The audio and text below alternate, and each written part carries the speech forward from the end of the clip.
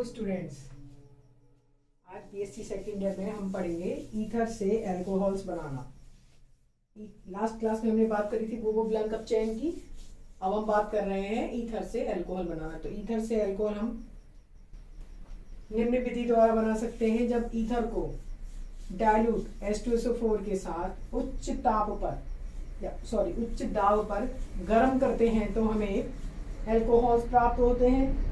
जैसे हमने लिया है RO डैश, तो हमें कौन सा एल्कोहल मिला है? ROH, यहाँ R डैश OH। अब हम एग्जाम्पल में जैसे हमने लिया CH3 और C2H5 प्लस H2O, किसकी उपस्थिति में गर्म करना है? डाइल्यूट H2SO4 के साथ। तो हमें क्या मिलेगा? CH3OH plus C2H5OH।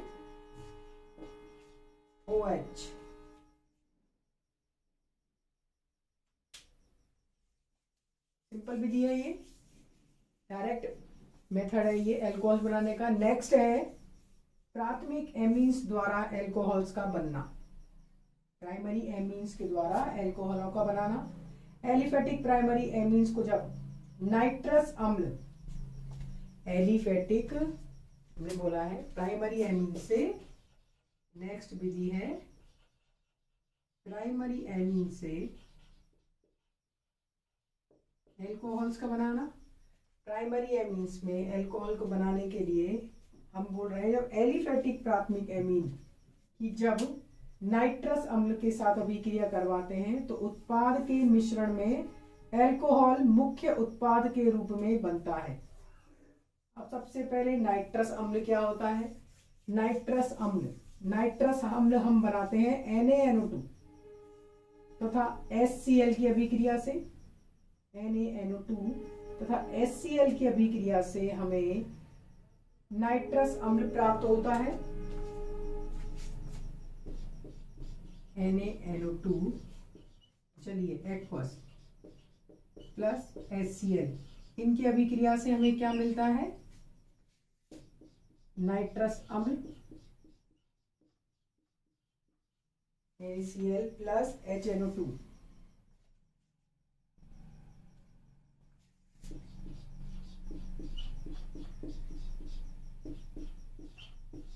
ये है नाइट्रस अम्ल की संरचना। NaNO2 plus HCl, aqueous NaNO2 plus HCl की अभिक्रिया से हमें क्या मिला है? नाइट्रस अम्ल। इसका नाम लिख देना, क्या है ये?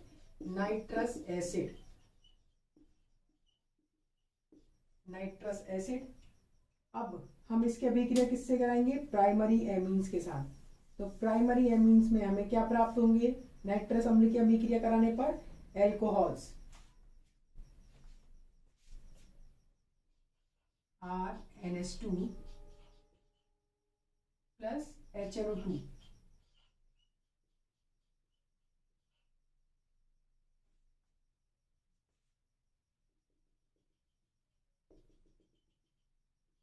लगा लेना। देखो ROH हमें क्या मिल गया? ROH N2H2O, ROH plus N2 plus H2O। इस पर ना R ये बॉन्ड किस टूटेगा? R सिंगल बॉन्ड N टूटेगा और ये नाइट्रोजन इसके साथ निकल जाएगी और H2O बाहर। क्या मिल गए हमें? एल्कोहल्स। ये है प्राइमरी एमीन से एल्कोहल्स बनाने की विधियां। इस अभिक्रिया में नाइट्रस अम्ल से एमीन की क्रिया करवाने पर डाई एजोनियम लवण भी प्राप्त होते हैं।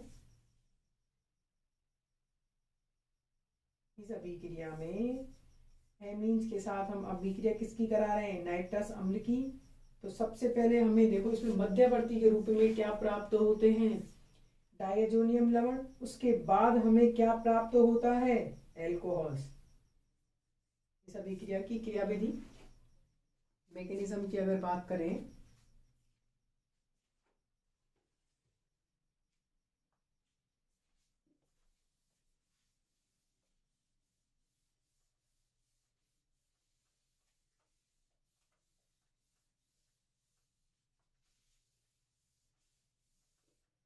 हम बात कर रहे हैं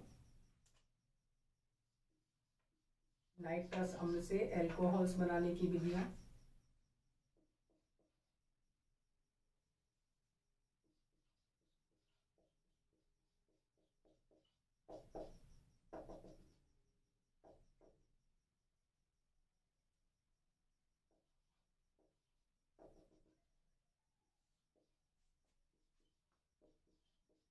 ये अभिक्रिया भी हमने लिखी थी। अब हम बात कर रहे हैं इसकी मैकेनिज्म की। मैकेनिज्म हमने बोला है, मैकेनिज्म में इसमें इंटरमीडिएट फॉर्म मध्यवर्ती क्या बनता है, डाई एजोनियम लवण। हम इंटरमीडिएट की बात करें तो इसमें मध्यवर्ती बनता है डाई एजोनियम लवण, diazonium salt, diazonium salt तथा कार्बोकैटायन एंड कार्बोकैटायन।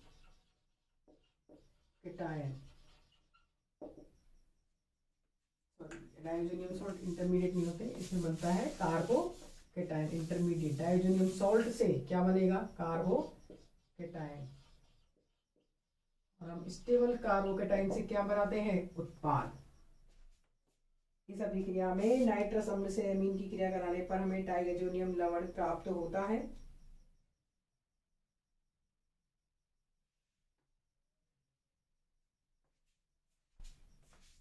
आर की जगह हम लेंगे CH3CH2, आर लगा लेना, NH2 plus HNO2 are CH2 and इसको बोलते हैं डाई एजोनियम लवण।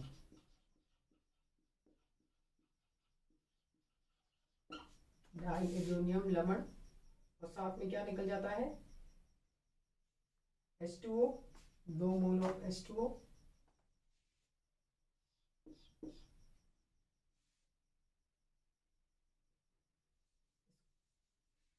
ऐसे लिखना, HNO2 हमें कैसे प्राप्त होता है, NaNO2 प्लस HCl से। हमें क्या प्राप्त हो गया, डाई एजोनियम लवण। डाई एजोनियम लवण से हमें क्या प्राप्त होता है, इंटरमीडिएट कार्बोकैटायन। इंटरमीडिएट क्या मिलता है हमें, कार्बोधनायन। यहाँ से नाइट्रोजन गैस बाहर निकल जाती है, plus nitrogen gas minus of Cl minus.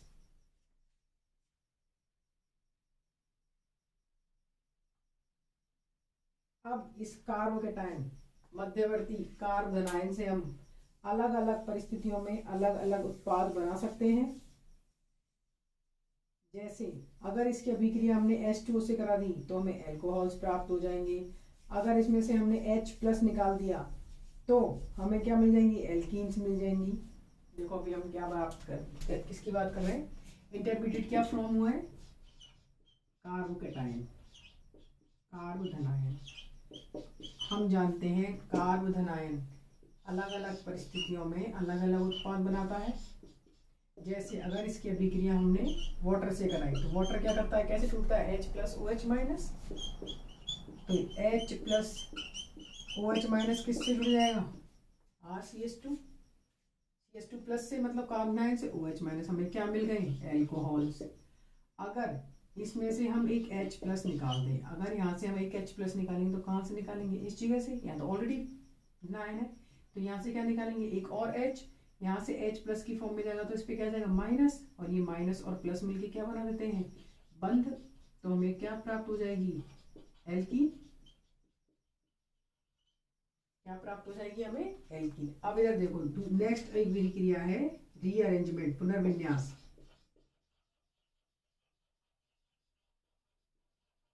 Rearrangement reactions की अगर बात करें तो देखो ये कौन सा कार्बोकैटायन है, प्राइमरी, अपन 1 डिग्री भी बोलते हैं। अब इस 1 डिग्री से हम 2 डिग्री कन्वर्ट कर सकते हैं। जब भी देखो अगर यहाँ कम स्टेबल या लेस स्टेबल कार्बोकैटायन बनता है, अगर उसमें संभावना हो ज़्यादा स्टेबल कार्बोकैटायन बनने की, तो क्या करेगा, ज़्यादा स्टेबल कार्बोकैटायन बनाएगा और उससे हमें क्या प्राप्त होगा, 2 डिग्री कार्बोकैटायन। जैसे ये है, अगर यहाँ से एक H माइनस की फॉर्म में निकला, माइनस की फॉर्म में निकलेगा तो यहाँ प्लस आ जाएगा, और ये माइनस जो H माइनस हाइड्राइड आयन के रूप में निकलेगा ये कहाँ जुड़ जाएगा, CH2 प्लस पर। तो ये क्या बना देगा, RCH प्लस CH3। किस में बदल गया ये, 2 डिग्री कार्बोकेटाइन में,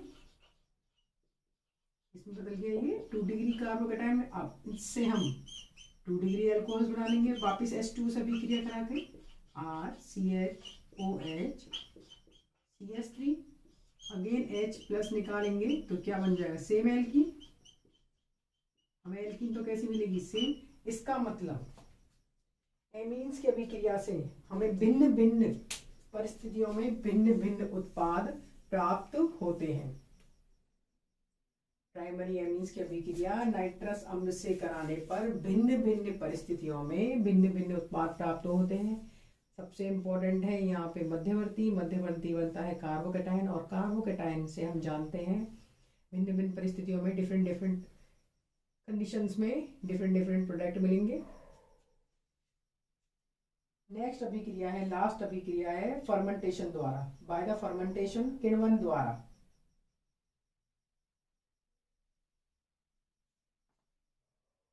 इसको आप नोट डाउन कर सकते हैं, वेरी इंपॉर्टेंट रिएक्शन।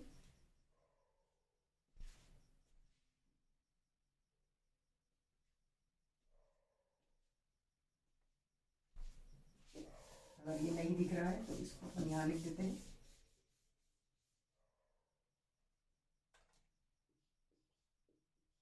वापिस H2O से तो क्या बना लेगा ये, 2 डिग्री अल्कोहल्स, 2 डिग्री अल्कोहल। और अगर H प्लस निकालेंगे तो वापिस से क्या बन जाएगा, ये एल्कीन्स। हमने नेक्स्ट बोला है लास्ट अभिक्रिया है बाय द फर्मेंटेशन, किण्वन विधि द्वारा। और ये किण्वन विधि जो है एल्कोहल्स बनाने की सबसे प्राचीनतम विधि है।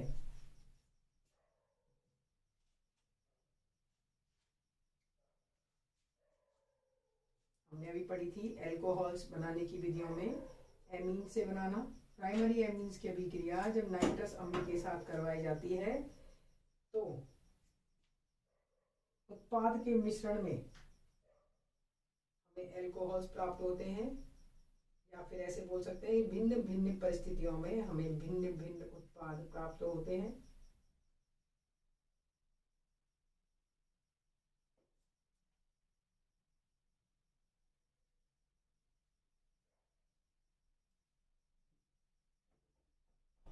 नेक्स्ट लिखो, फर्मेंटेशन द्वारा, किण्वन विधि द्वारा।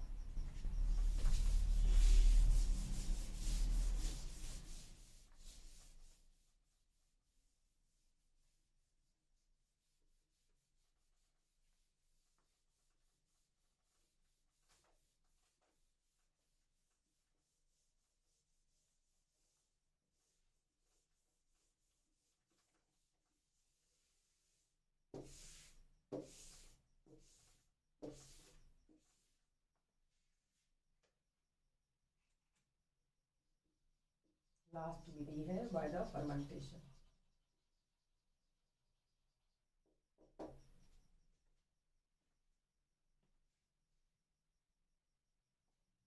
फर्मेंटेशन में हमने क्या बोला है, this is the oldest method, oldest method of preparation.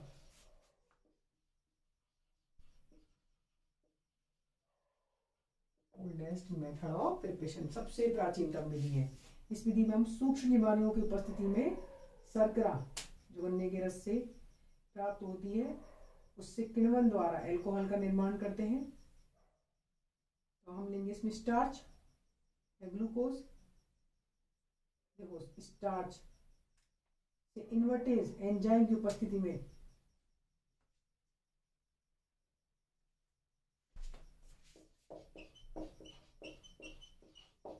Plus H2 invertase enzyme, bio वाले अच्छी तरह जानते हैं।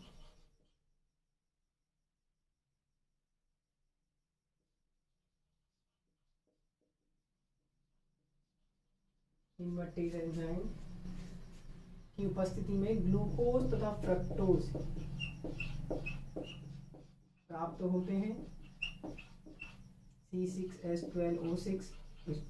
यही फॉर्मूला ग्लूकोज का है और यही फॉर्मूला फ्रक्टोज का है, लेकिन हम जानते हैं ग्लूकोज और फ्रक्टोज में एक फर्क होता है, एक में कीटोनिक ग्रुप होता है। अब हमें क्या मिल गया, ग्लूकोज प्लस फ्रक्टोज का मिश्रण।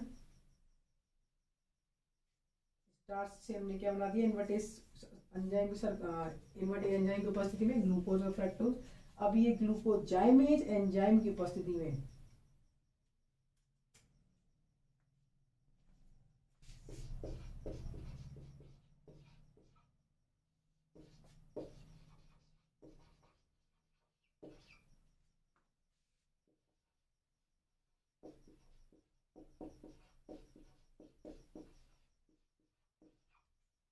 जाइमेज एंजाइम की उपस्थिति में 2 मोल ऑफ एथेनॉल का कार्बन डाइऑक्साइड मिलती है।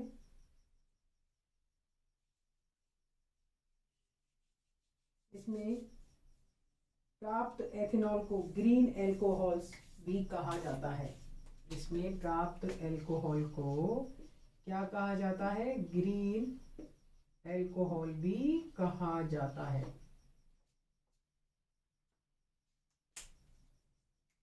ये थी अपनी लास्ट प्रिपरेशन। नेक्स्ट पढ़ेंगे हम भौतिक गुण, physical properties of alcohols. Mono alcohols हम पढ़ रहे हैं।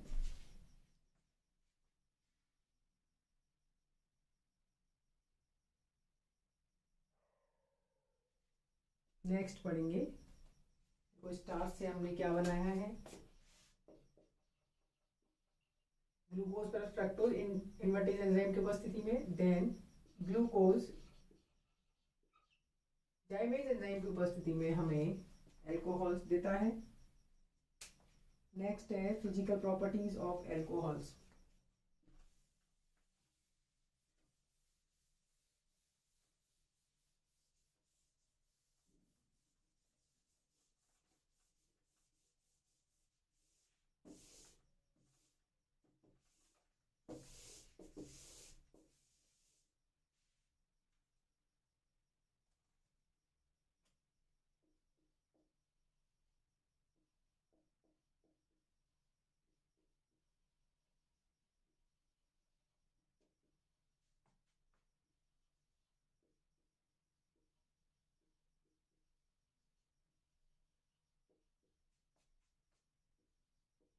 मोनोहाइड्रिक एल्कोहल्स के भौतिक गुण, हिंदी में सुन लेना, मोनोहाइड्रिक एल्कोहल्स के भौतिक गुण।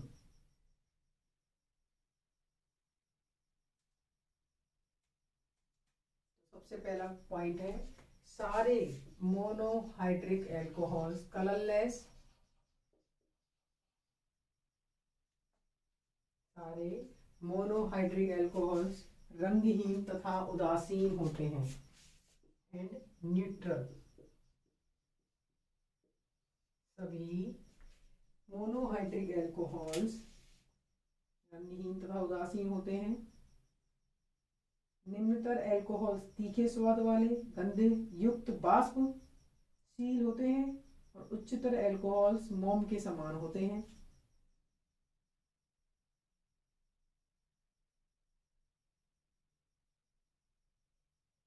मेथेनॉल एक पॉइजन की तरह कार्य करता है, जबकि एथेनॉल एक उत्तेजक पदार्थ होता है। एथेनॉल और मेथेनॉल, हम कह रहे हैं मेथेनॉल नर्वस सिस्टम पर पॉइजन की तरह कार्य करता है, जिससे हमें ब्लाइंडनेस, अंधापन आ जाता है।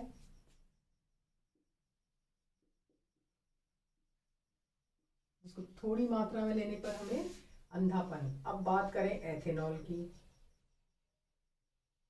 देखो एथेनॉल, एथेनॉल मतलब दारू। जो भी ड्रिंक होते हैं, जो भी दारू बोलते हैं जिसको, वो क्या है, एथेनॉल। तो एथेनॉल, एथेनॉल क्या हो गई, उत्तेजक। हमने क्या बोला है, एथेनॉल क्या होती है, उत्तेजक या स्टिमुलेट। पीने वाले हमेशा कैसे हो जाते हैं, मदहोश। वो क्या करते हैं, उत्तेजक, और जिससे अपने को क्या आती है, बेहोशी। जिससे क्या आती है, बेहोशी। नेक्स्ट पॉइंट है, अनुभार बनने के साथ इनका क्वथनांक बढ़ता है। और एक ही प्रकार के अल्कोहल में श्रृंखला बढ़ने पर क्वथनांक का मान कम हो जाता है। हम बात कर रहे हैं बॉइलिंग पॉइंट की।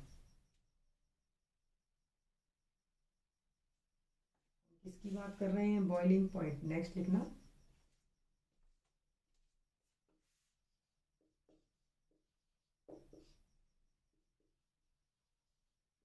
बॉइलिंग पॉइंट, जिसको हम बोलते हैं बीपी।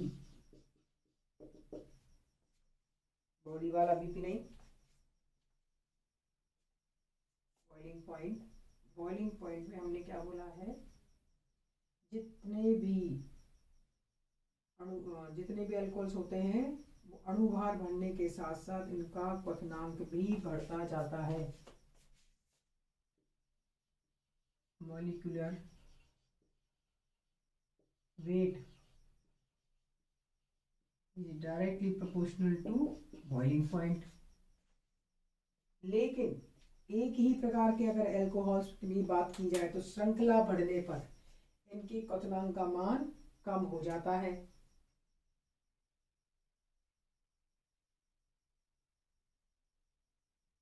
एक ही प्रकार के अल्कोहल्स होने पर, सेम मॉलिक्यूलर वेट होने पर, अगर सेम मॉलिक्यूलर वेट है तो ब्रांचेस बढ़ने के साथ साथ, शाखाएं बढ़ने के साथ साथ बॉइलिंग पॉइंट कम होता जाता है। बहुत इंपॉर्टेंट पॉइंट है, इनको लिखते हैं हम।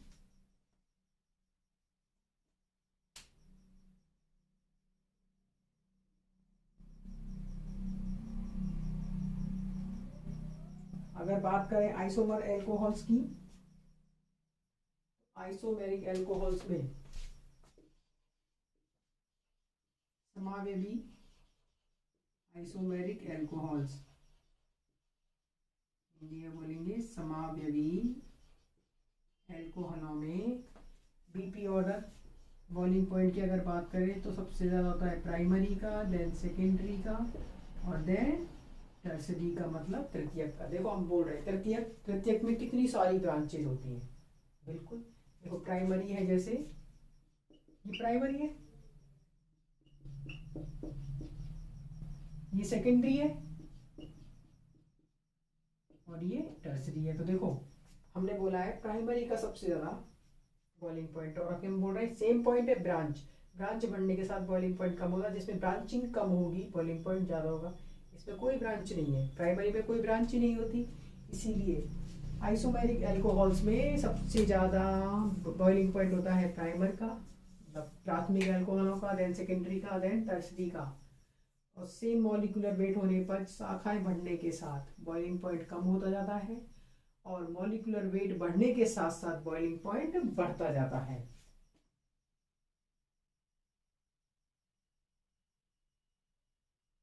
नेक्स्ट पॉइंट लिख लेना इसमें, एल्कोहलों का बॉइलिंग पॉइंट तथा मेल्टिंग पॉइंट समकक्ष हाइड्रोकार्बन, हैलोजन युक्त एल्केन्स और ईथर की अपेक्षा अधिक होता है। और अणुभार बढ़ने के साथ साथ, हम देखो इसको सबको डिस्क्राइब करेंगे हाइड्रोजन बॉन्डिंग से, अभी केवल लिख लो। अगर हम बात करें मेल्टिंग पॉइंट की, नेक्स्ट पॉइंट है मेल्टिंग पॉइंट। तो मेल्टिंग पॉइंट अणुभार बढ़ने के साथ घटता है।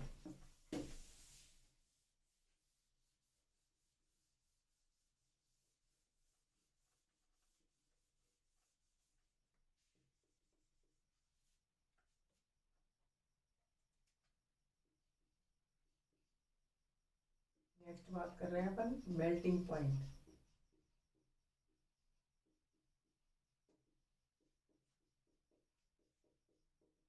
जो कि मॉलिक्यूलर वेट बढ़ने के साथ साथ घटता जाता है, जिसको हम हाइड्रोजन बॉन्डिंग से डिस्क्राइब करेंगे।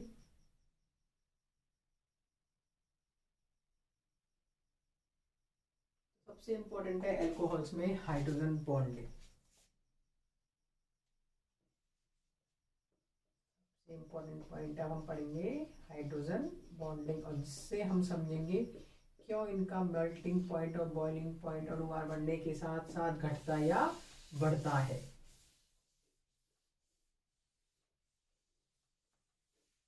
ये हम नेक्स्ट क्लास में पढ़ेंगे। नेक्स्ट क्लास में पढ़ेंगे हम हाइड्रोजन बॉन्डिंग। तब तक सुरक्षित रहिए, मास्क का उपयोग करिए। धन्यवाद।